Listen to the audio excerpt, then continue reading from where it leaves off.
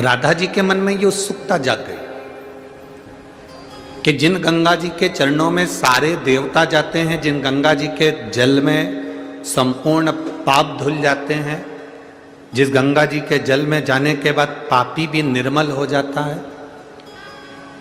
जिस गंगा जी के जल में पाप कर्म छूट जाता है, वो गंगा मैया चंद्रभागा के तट पर झाड़ू लगा रही, बुआरी लगा रही।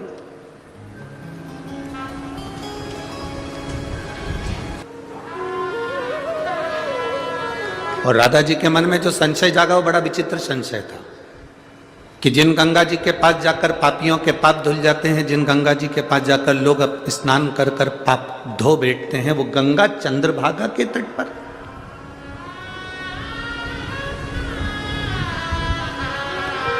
वो गंगा चंद्रभागा के तट पर।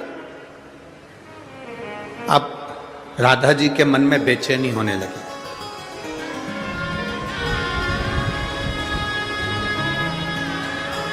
तुरंत राधा जी ने भगवान कृष्ण के पास बैठी थी और मन में उच्चिष्टता थी।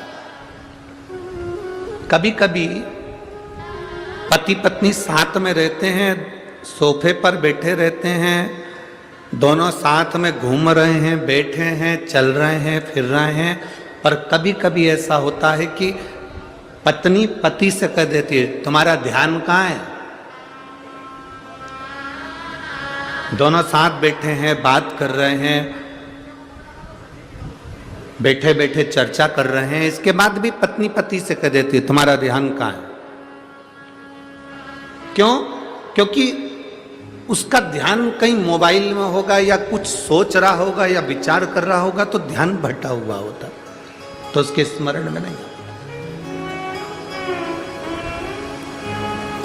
तुरंत कहा, तुम्हारा ध्यान कहाँ है? कहाँ है तुम्हारा ध्यान?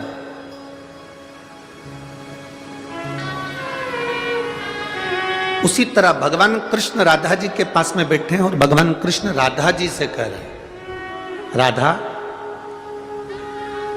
तो 3 दिन से मेरे साथ में है। राधा